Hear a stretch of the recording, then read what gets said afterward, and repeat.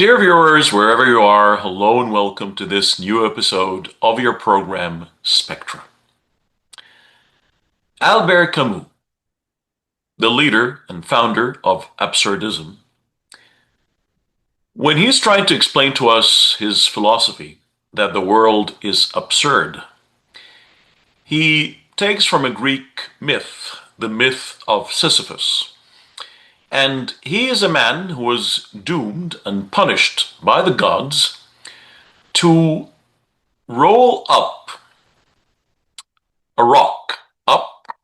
He has to push it till the mountain top, and as soon as it reaches the mountain top, it would roll back, and then he has to push it again, and it rolls back again and again and again until eternity. So Albert Camus is showing us that this is absurd. Like, why would you do something that you're sure will never succeed? This is what became known as the dead horse theory. As you can see in the picture at my back here, a man holding a whip and hitting the horse, giving him several lashes, believing that doing so would raise the horse, but the horse is dead. So why do people do things like that? Because as absurd as it might sound, we all do it in our lives, whether we know it or not. So to sink deeper into absurdism and specifically the dead horse theory, I'm really delighted to be accompanied today by the counselor and the emotional therapist, Mustafa Hassan. Mustafa, hello and welcome again to the program. Hi, Mohammed. How are you doing? Thank you so much for inviting me for this interesting episode talking about the dead horse. And it's a very interesting subject. Absolutely. Welcome to the program again. To start off, let's ask the simple question. Why do people do things like that? If I'm sure that all my efforts will amount to nothing, like if it's a dead end, why do people do this thing? Like here the dead horse, of course, is a metaphor, but it refers to when you do something that you exert effort in vain. Why do people do that? So, from a So, psychological perspective, of course. yes. Let us discuss it from two perspectives: the why this behavior is coming in, and what are the psychoanalytical perspective of this repetition compulsion. So it's rooted in the Freud's repetition compulsion theory that our unconscious mind drive us to put us in the safety zone. It's all about the our ego, which resists the lose of control.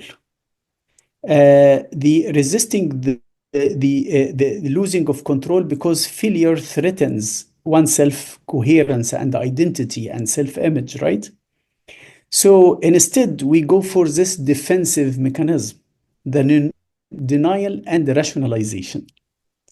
So it's like protecting us against this unbearable shame or guilt or uncertainties or unknowns. And So I'm instead, sorry, let me just stop you here because can you explain or simplify this defense mechanism of denial?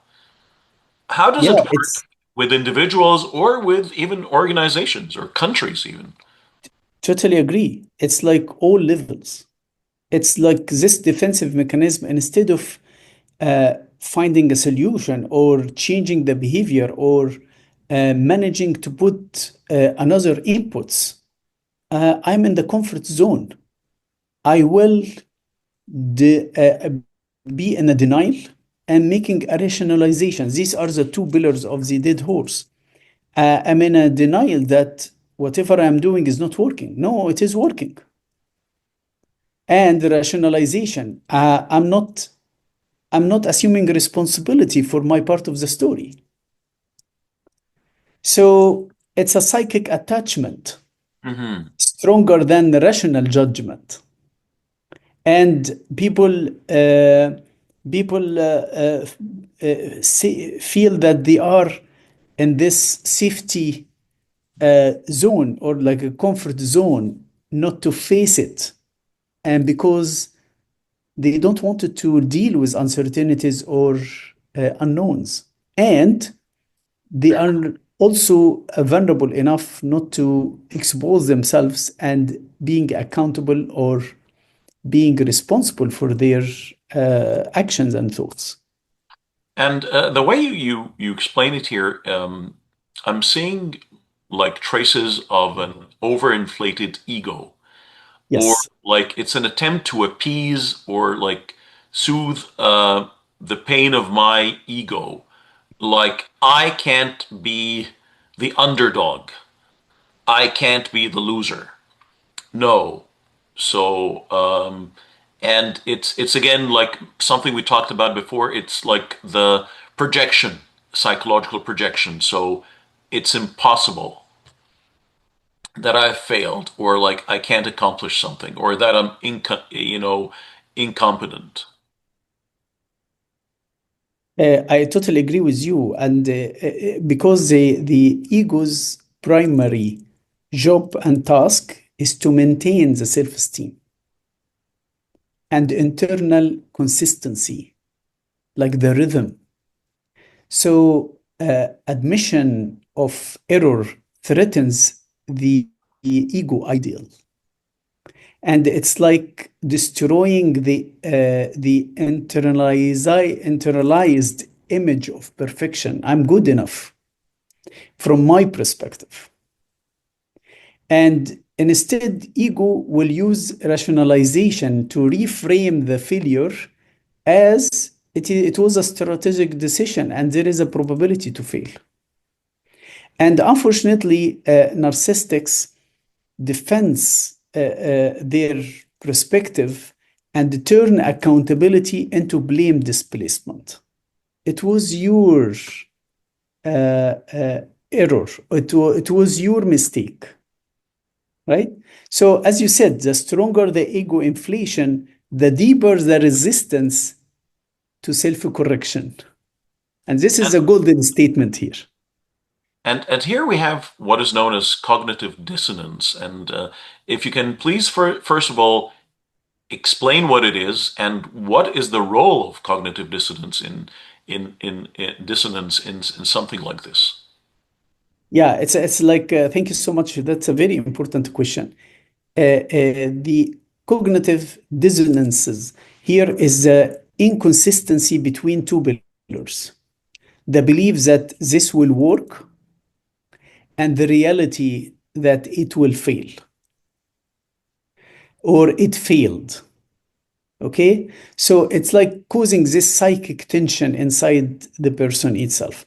And to reduce this discomfort, people maybe distort the fact or maybe reinterpret the data to fit their prior beliefs, the old belief system. So they are going to fit the new experiences into their old belief formats. And the greater the emotional or financial investment, the harder the dissonance, because you already invested a lot of time and a lot of you are attached emotionally to this outputs, right? It's like we some people they some people they can like reach to the level of self deception Hmm. over admitting the waste. So I they prefer not to see it instead of admitting their or assuming responsibility or admitting the waste of their time and the resources. And we've seen in history and even in modern times nowadays, it's an ongoing thing that even in politics, you would see leaders who would Many. describe extreme failure as like they would Trophies. extreme it as like incredible success. Yeah, It's like the pinnacle of their like career, their political career, when it's clear failure. yeah. Because they made the lie and they believed the lie, Hmm. unfortunately. Now, the question is, do they really, like in their subconscious, do they really believe that lie? Or are they just, like running away from themselves? Do they Um, really I, not know that they failed? I will go one step back that confronting the truth for the leaders, especially in politics, may activate this narcissistic injury and the exposure fear. So maintaining the illusion that it's working and we are making great success keeps followers emotionally dependent on these leaders, number one. And this illusion preserves the leader's self-image and authority. So illusion provides temporary psychological order that overcome all of this chaos. And So they prefer the illusion over the truth. how about the effect of collective denial? Because sometimes I see that we failed as an organization or as a country or as a family, but the majority of people surrounding me say otherwise. And then I would start to, doubt myself. How would you know? Like, how do you deal with such a situation when you're surrounded with people who say, you know, something that is 100% against the facts that you can see with your eyes, but at the same time, it's so hard to believe that everybody else is wrong. So if you are in this situation, and frequently we find ourselves in this situation once in a while, how do you deal with that? Like when you're unbiased, very objective point of view tells you that we have failed, but people surrounding you tell you no. So how do you deal with this? Personally, it's a challenging question because personally, I would refer to my personal opinion where the intention and self-referral and reference we play these three pillars, making a big role in managing such a collective denial. Everybody is like saying that's right, and I'm seeing myself. I'm the only one is saying this is wrong. So this toxic optimism and the avoidance of accountability, it's like suppresses the right voices, right? And creating something, as you said, double reality. What is known versus what is spoken, or what is right versus what is the current reality, or what we are facing. And unfortunately, this leads to organizational burnout and collapsing. So, three pillars. Number one, my intention. I should revise my intention. How? I should listen to my body, to my heart. Is it racing and feeling uncomfortable with this feelings or decision or whatever, or it's resonating with it? Number one. Number two, self-referral, not people referral. Like I should refer to my morals, values, the concepts that I was like believe at it. And the most important, this is one perspective. So I need to avoid the blind spots. So I should have a reference. Like I should have something to refer to. Maybe I don't know. Maybe the law. Maybe the religious books. Maybe like a reference like everybody will agree on this is the source, the right source of information. And how do you keep on going? Because this is the story of the life of most reformers and philosophers and like all those people, they were a visible minority. Like most people thought in a different way, but they kept on going. Like, how do you get this, like stamina, this grit, this resolve? How do you keep it, and have this incredible perseverance to continue? Like, how do you do this while Yeah. everybody else is telling you that no, you're in the wrong track?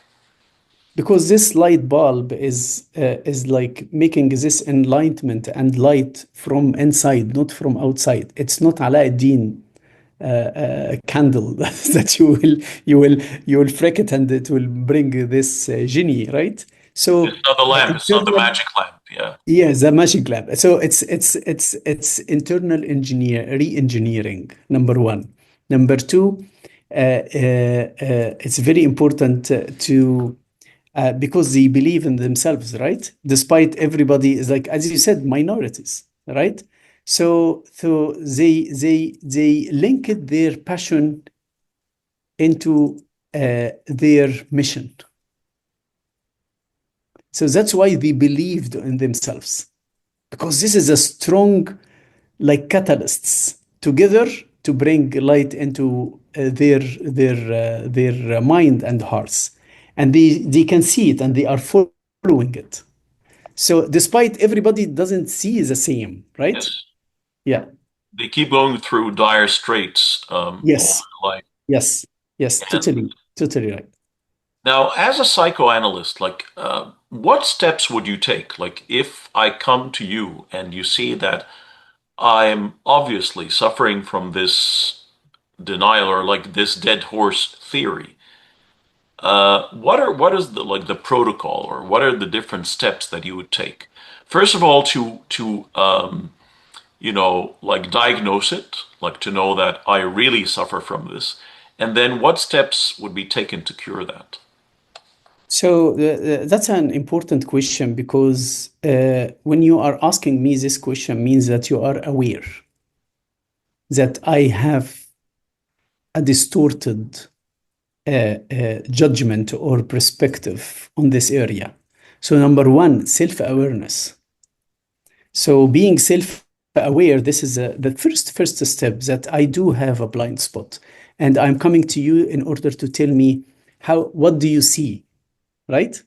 So self-awareness, number one. Then when I understand my unconscious motivations behind the resistance and the denial, and always it's coming from the previous life experiences, maybe phobias, maybe traumas, life events that made a distorted image of some concepts, especially with the ego during the childhood or different life experiences. So self-awareness, number one. Number two, digging deep for the unconscious motivations, why I'm resisting, why I'm in denial. And then collection of the insight-oriented dialogue that it's like between the ego and it's like the self-critic and the ego, like there is two voices, two inner voices inside everybody, right? So we need to resolve this miscommunication between them. And uh, the third or fourth step will go for the encouraging mourning of the lost ideas, what I'm not seeing it and why I'm not seeing that. And the last step is restoring the reality testing and the emotional honesty. Why people, why people drift? Because they don't want to face it. Why they don't want to face it? Because they are fearing of, they are avoiding the pain, right? And these situations are triggering some emotional feelings or or or negative emotions. So the emotional honesty in decision making, this is will be the last step in being aware, being seeing the blind spots, digging deep for the unconscious motivations, why I'm doing that, resistance and denial, and making this integration between me and my ego. Are some people hardwired to this, like they have, because the way I understand it, it's like some form of obsession, because instead of like, trying it time and again, and because, like they say, the most simple explanation of stupidity is attempting the same thing and expecting a different result. You take the same steps, exactly the same steps, while you expect a different result. So, um, the logical thing would say take a detour. Like, so I make a U-turn and come back, but the road is closed. Then I make it a U-turn, come back, it's closed. No, instead of that, take a detour, take a different road. So why is this obsession? Is this like something you're born with? Some people are more, you know, uh, likely to have it. Some people are like, hardwired to have this kind of obsession. Are they obsessed with this track or with this road only? I believe personally, from my opinion, that it is part of the story, but also part of the other story is that they are not aware that they are not aware, and the third part of the story, this life experiences and maybe traumas or phobias or whatever happened is blocking this side of the vision. They cannot see it. You are saying something that I they cannot make any interpretation for it. And instead of seeing the fact, they have this persistent justification of declining outcomes, like they are oh, this is a strategic, and their defense hostility toward this critics will be very high. So the answer for your question is it is not only that they are like holding on the wrong concept, but maybe they are not seeing it and they are not aware about it. And this is something very common with bigots, like people who have bigotry. They just have one track mind and they're like, there's no stopping them. There's no way that they would ever think otherwise or listen, no matter how much evidence, like, clear evidence, no matter how much of that evidence you show them, they they're so Opinionated. insistent, and they would never stop. So they would insist that no, it is what it is. So for somebody to seek help, like to go to a psychoanalyst or like a psychiatrist and whatnot, first of all, I must admit that I have the problem. Self-awareness. So, what are the basic symptoms that you can notice in yourself to know that you're stuck in this loop? Because it's a vicious loop actually that never stops. Like how would you know that you're stuck in this loop? That's a very important question.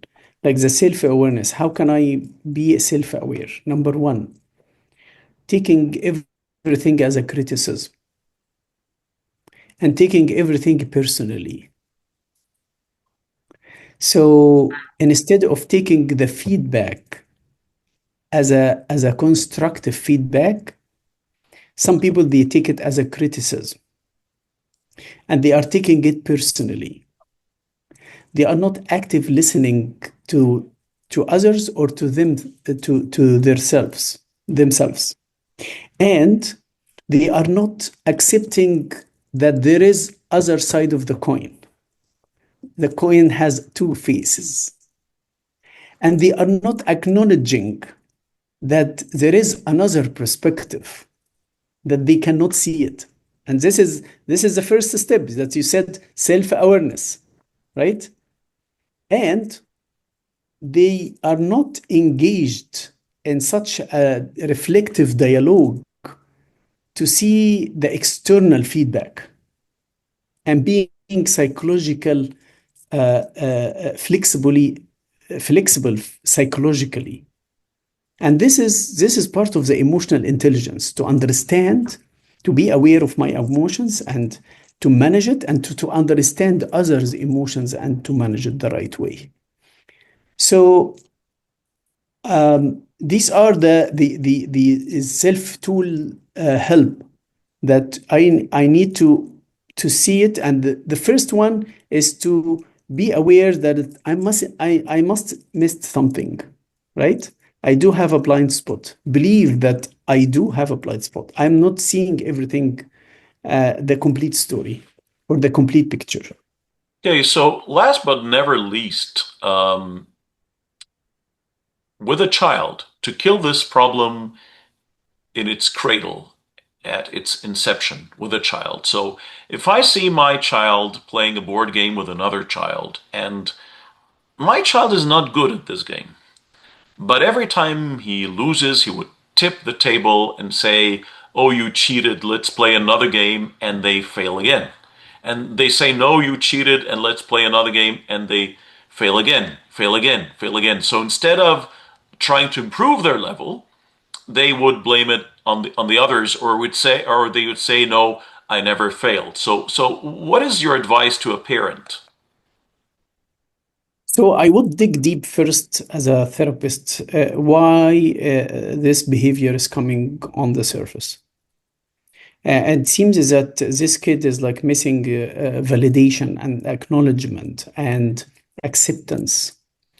And he doesn't have a peace between himself and himself. Mm-hmm.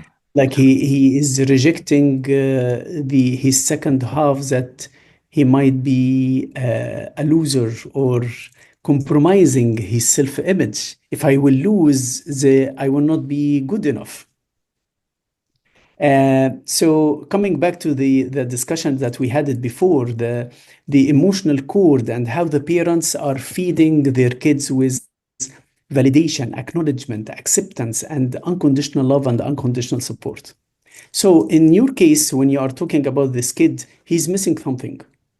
And he's translating that in his behavior, that I don't want it to be a loser because losers are not good enough.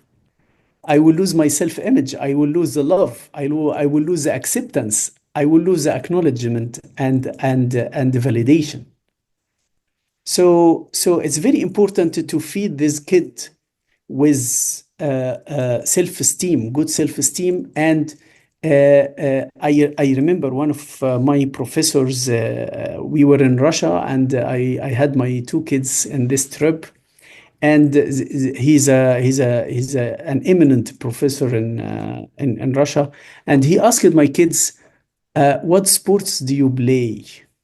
And they started to tell him that we were playing one and two and three. And then he asked them, "Do you know the benefits of playing sports?"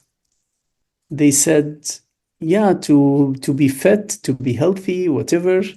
He told them, "They teach you how to lose, not to win. They teach you that life is some wins, some loses." So this ego defensiveness needs learning orientation and needs to work on the self-esteem of the kid. Make sure that he can see that even though if you are losing the game, this is not the end of the world. That's making you in a learning curve. and there is no perfection. So celebrate correction, not perfection, and making growth safer than the illusion that I know everything and I cannot lose. Absolutely. Thank you very much, Mustafa, for being with us today, and really looking forward to having you time and again. Thank you so much, and wishing you all the best always. Thank you. Thank you very much. So, dear viewers, if we were to come here to a conclusion, um, like I was saying, it's something that we always face. You know, a very classic example in soccer, in all countries around the world, usually have two top teams that compete. And then, which is like similar to the Clasico in Spain, or like, or sometimes it's a derby if both, clubs play in the same city. And sometimes one club becomes way better than the other, and the gap widens. So usually, the losing club would accuse the winning club of being the government's club. Always. Instead of saying that we deserve to lose. And the spectators and, the fans of this club would keep saying that. Although, of course, it's extremely obvious that the other club is way better than them. Because, okay, they're the government's club in this country. But how about when they play in the continental level or the international level? They still do much better than the other club. So why? And, if you think this is only in your country, no, no. Actually, it's very common all around the world. So people usually do it. And like Mustafa said, like life is a series of successes and failures. Something that we have in the Far East is the yin yang, the yin and the yang, and this really summarizes the truth of life that people sometimes fail to see. The yin and the yang, it's black and white, but in the black part there's a white dot, and in the white dot and in the white part there's a black dot. So you know darkness gives birth to light, and light gives birth to darkness. So from failure comes success, and from success comes failure. It is the nature of things. It never means that you are a loser at all, and no one is invincible at the same time. You can never win forever, you can never lose forever. It is impossible. You just need to think of other ways. You just need to be, you need to be more resourceful. You need to improvise. Don't just stick to one track. Take a detour. Dear viewers, until we meet again, I hope you have a very pleasant time. Thank you very much for watching.